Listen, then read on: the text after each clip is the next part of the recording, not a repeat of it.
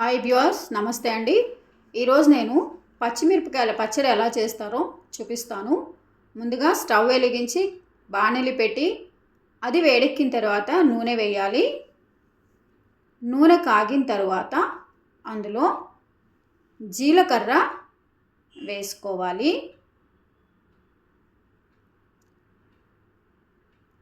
జీలకర్ర వేశాక కరివేపాకు, పచ్చిమిరపకాయలు వేసి కొద్దిగా కలపాలి.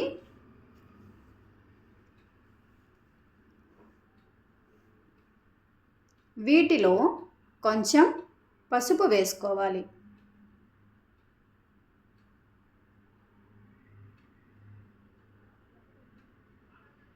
పసుపు వేసుకున్న తర్వాత ముందుగా కడిగి తరిగి పెట్టుకున్నటువంటి టొమాటో ముక్కలను వేసి 1 నిమిషం కలపాలి. ఆ తరువాత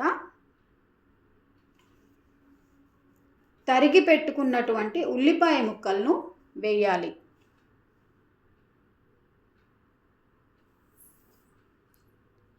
కొద్దిగా చింతపండు కూడా వేయాలి.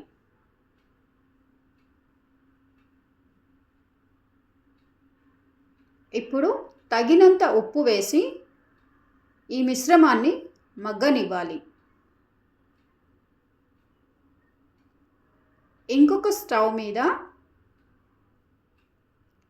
బాణలి పెట్టి నూనె వేసి వేరుశనగ గింజలను వేపుకోవాలి.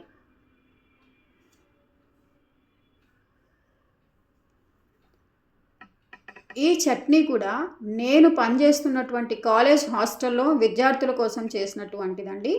ఈ రెసిపీ కూడా నాకు చాలా నచ్చి వాళ్ళని అడిగి నేను షూట్ చేయడం జరిగింది. మీరు కూడా దీనిని ట్రై చేయొచ్చు. ట్రై చేసి రుచి ఎలా ఉందో మీరు కామెంట్స్లో పెట్టండి.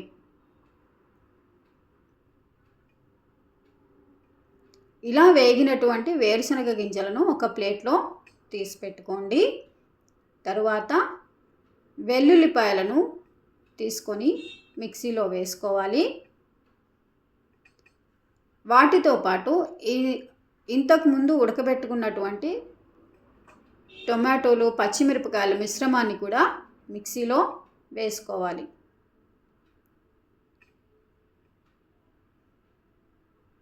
ముందుగా పచ్చిమిరపకాయలు వేస్తున్నారండి. అది కొంచెం నలిగిన తర్వాత మిగతా మిశ్రమాన్ని వేసి గ్రైండ్ చేసుకోవడం జరుగుతుంది.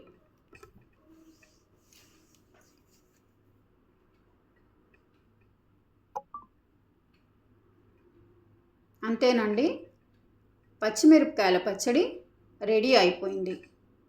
ఇది అన్నంలోకి బాగుంటుందండి. Thank you for watching the video.